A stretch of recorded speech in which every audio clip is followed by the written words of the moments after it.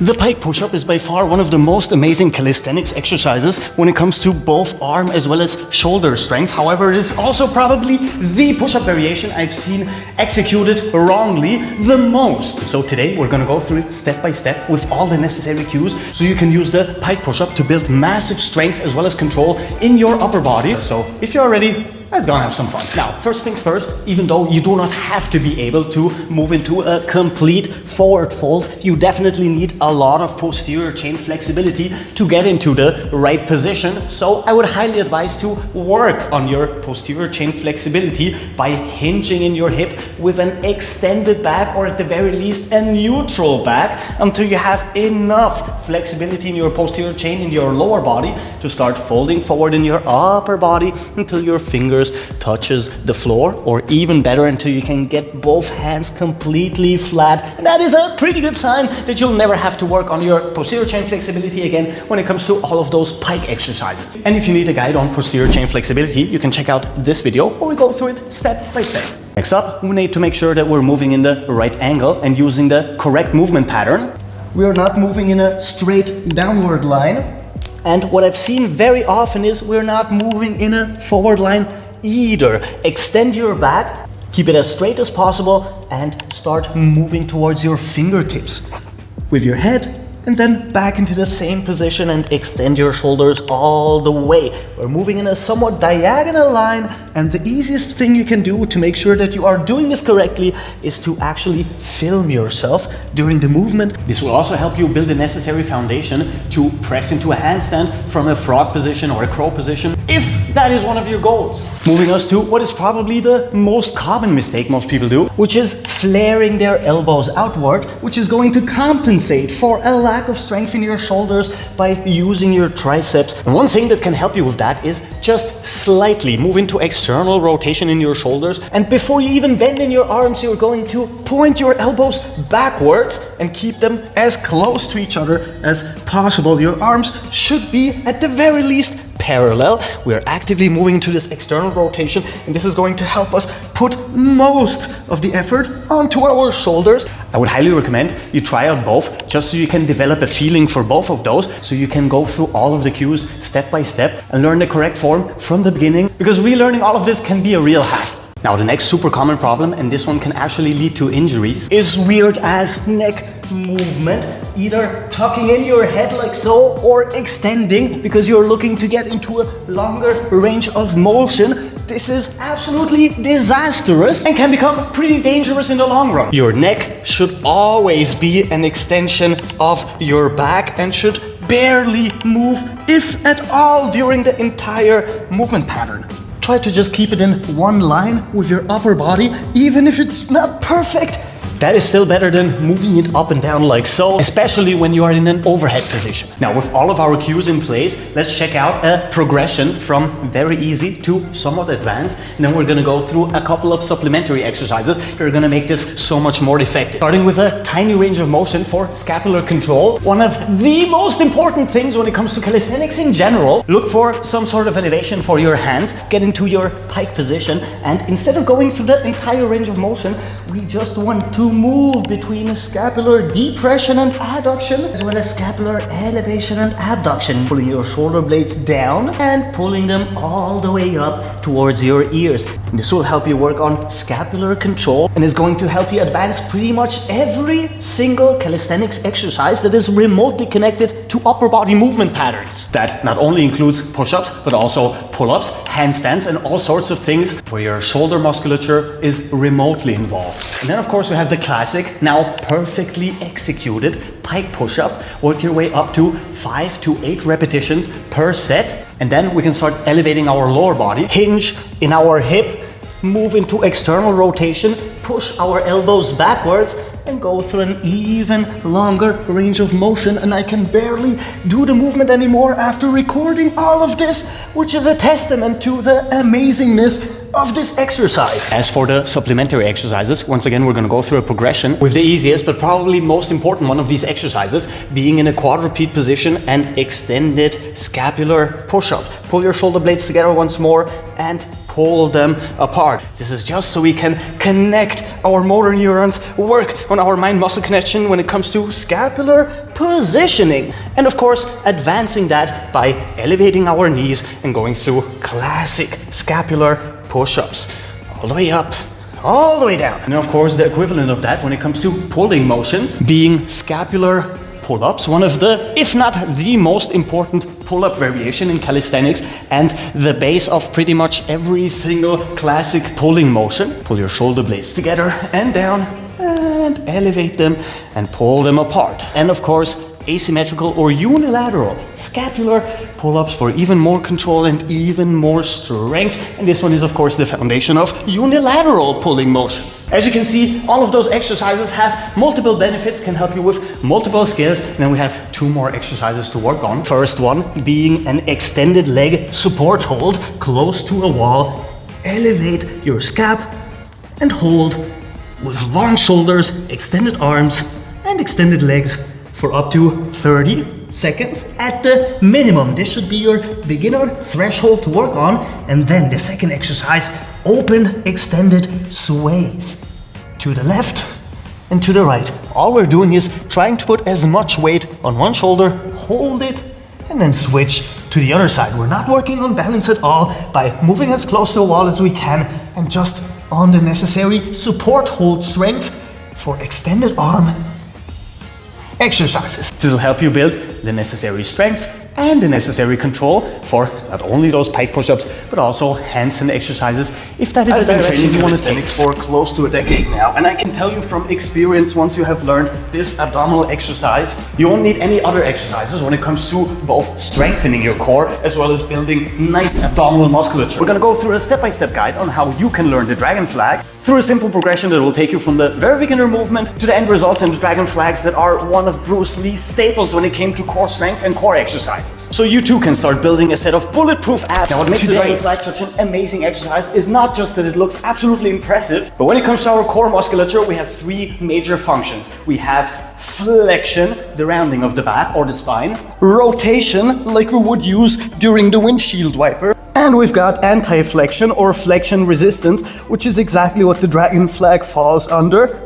And while it does help you train flexion, and it can help you train rotation if you want to add that to the exercise, what it does best is help us train our transverse abdominis, which leads to having this snatched waist and this very strong core musculature, which leads us to get this V-shaped, more aesthetic body form, while building the strongest core you can possibly imagine. Not to mention that we are training our latissimus, which is the muscle responsible for the pulling motion in an overhand pull-up, our triceps, which is responsible for arm extension and makes up the largest part of our arms, leading to an even more aesthetic physique, as well as our quads and our hip flexors, which we need to avoid from folding backwards as well as forward in our hip to either compensate for a lack of strength or losing form. This means the dragon flag will require your entire body, pretty much every single muscle fiber in, to be fully engaged so you can go through the entire exercise with good form.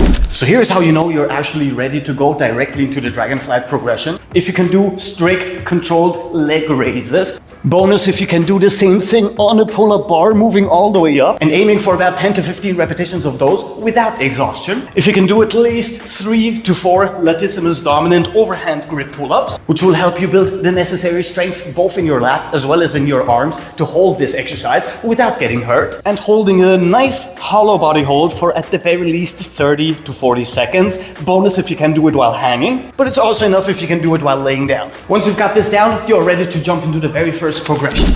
Now, if you can imagine for a second that this is your body, you will notice that you are way too thin and you need to eat more food. But what you will also notice is that the closer you grab it to the heaviest part, the easier it will become to hold. And the more you move outwards, the harder it will be to hold this upright. And the same thing goes for our real body. The longer you make yourself and the more you extend your legs, the harder the exercise will become and the more weight you will have, forcing you down either into spinal extension or fully flat on the floor. With your hands pretty close together, you will start pushing your elbows closer to each other, pulling your knees in as closely to your upper body as you can and as you have space for. And all you need to do from here is raise your butt, engage your lats, your shoulders, your arms, and your core as much as possible. Pull in, hold for a second, and very important, release slowly into this reversal of the movement up until your lower back almost touches the floor, and then move into the second repetition so you can keep that tension going throughout the entire movement. And for our second progression, all we need to do is extend the tuck the slightest bit. Instead of pulling our knees in all the way, this time we're gonna try to make this A shape with our legs and go through the same exact movement, keeping our core as tight as possible, going through an even longer range of motion this time, keeping our upper body slightly more extended and reversing until our lumbar spine almost touches the floor before we move into the second repetition.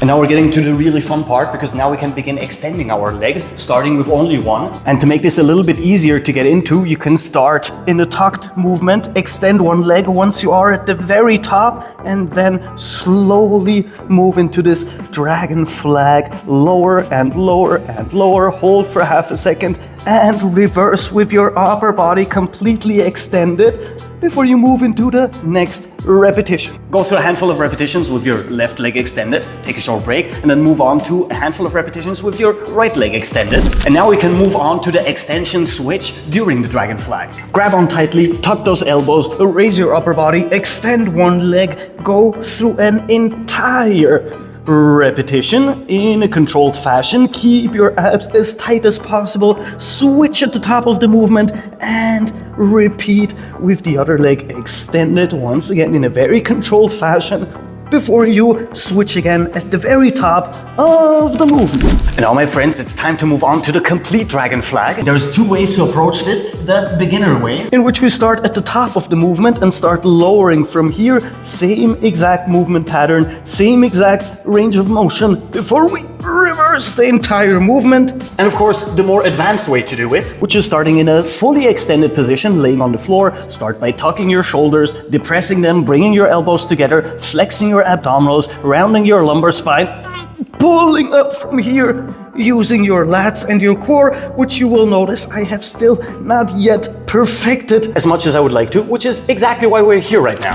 And this brings me to the most common mistake when it comes to the dragon flag, and that is the banana back. Either flexing in your hips, which makes this exercise a lot easier because you're not fully extended and you're compensating for a lack of strength through bending in your hips, as well as spinal extension, which means that you are losing your grip like so before you lower down fully. And to avoid falling into this mistake, you can focus on one simple trick. Flexing your abdominals to flex your spine and pushing downwards will help you avoid that. Going into the tiniest bit of lumbar flexion. So here's how you progress through all of those exercises. When it comes to strength, we are much stronger during the lengthening phase of an exercise than we are during the contraction phase. And the same thing goes for the dragon flag. Starting your exercise from the bottom, like so, will always be harder than starting it from the top. Even if you're strong enough to go through an extended movement, starting from the top will still be easier. Moving to the lengthened position, slowly,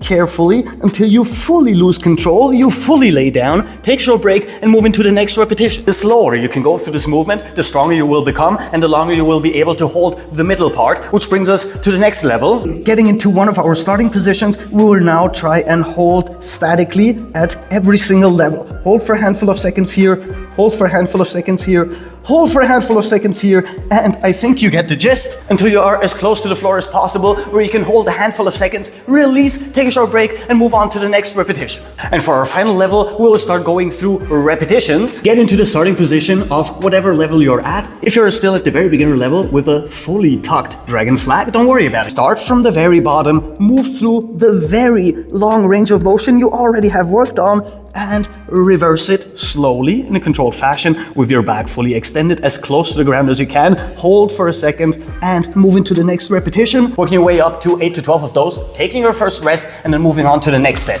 Which means that now you have a complete blueprint for every single level. Starting with the tucked level, doing only negatives, doing negatives while holding statically through every single level of lowering, going through full repetitions. Once you have mastered the tucked level, you can move on to semi-tucked, go through negatives, go through isometrics, go through full repetitions, move on to the one leg extended, and so on and so forth. And here's a very small bonus, just so we can say we fully bulletproofed our abdominals. You can start adding rotations so we can work on our obliques as well. Go through, once again, tucked and short ranges of motion, starting with the negatives and move through the exact same progressions we had for the classic. If there is one leg exercise that combines stability with strength, control and flexibility, it would be the pistol squat if there wasn't a better one, the dragon squat. Not only does it demonstrate mastery in all of those aspects when it comes to your leg musculature, but also looks cool as hell. So if you're looking for one single leg exercise that basically combines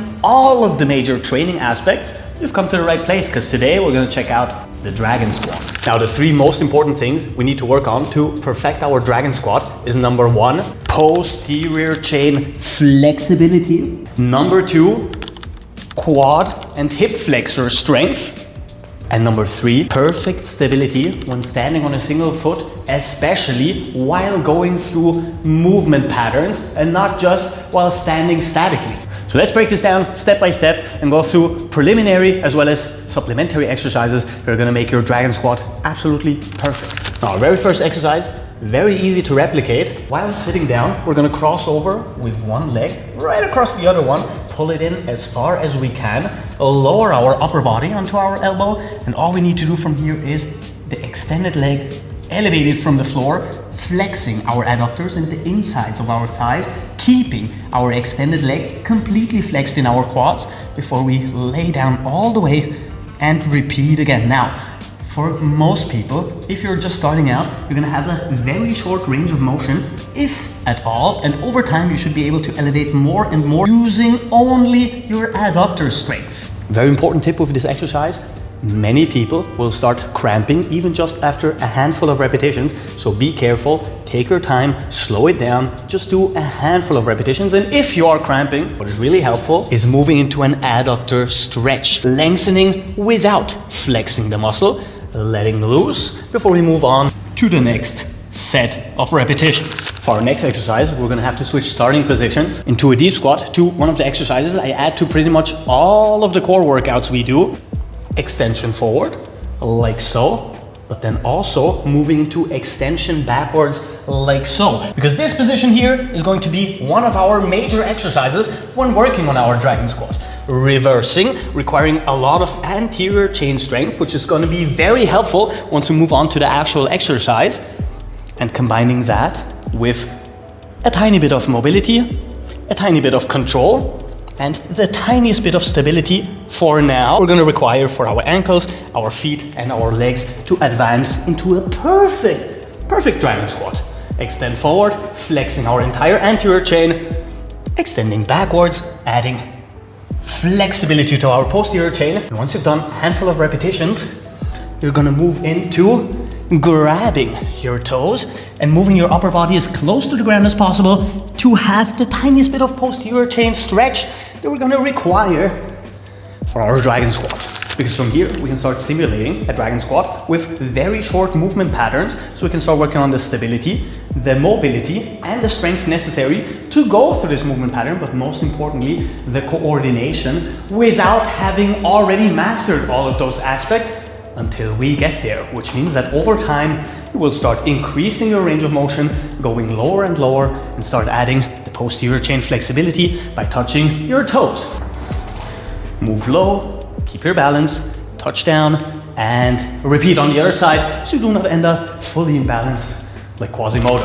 Now we can start combining both strength as well as hip mobility with doing assisted dragons, simply crossing over and bring our hand down to the floor, extending all the way and grabbing our toes for maximum flexibility in our posterior chain.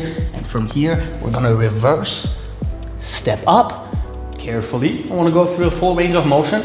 Carefully, slowly, on both sides. As much control as we can muster, as long a range of motion as we can go through. And adding the tiniest bit of stability by working on one foot only until we lower down all the way, hand on the floor, and cross over. What is also a very good tip is simply holding the lowest point, just like so, enjoying that stretch. We also have the tiniest bit of upper body strength improvement as well because of that push motion here before we move back. Now, I'm still working on regaining my dragon squat ability since my meniscus and ACL tear. So that means you can just copy exactly what I do. 2 times a week, 20 minutes, go through the preliminary exercises for a handful of repetitions between 6 and 10 for 2 sets. Each of those exercises, take 1 or 2 minutes as a break between every single set. And once you're done with all of these exercises, you can try out the dragon squat itself just a handful of times. See how you're progressing. And if you can keep that up twice a week for 20 to 30 minutes, that's it. We're gonna be dragon squatting in no time. Maybe you'll surpass me, who knows? But with that said, if you like the video, and come on, subscribe, join us. There is nothing to lose, there is everything to gain. And I will hopefully see you very soon. Until then, Captain Cairo, peace out.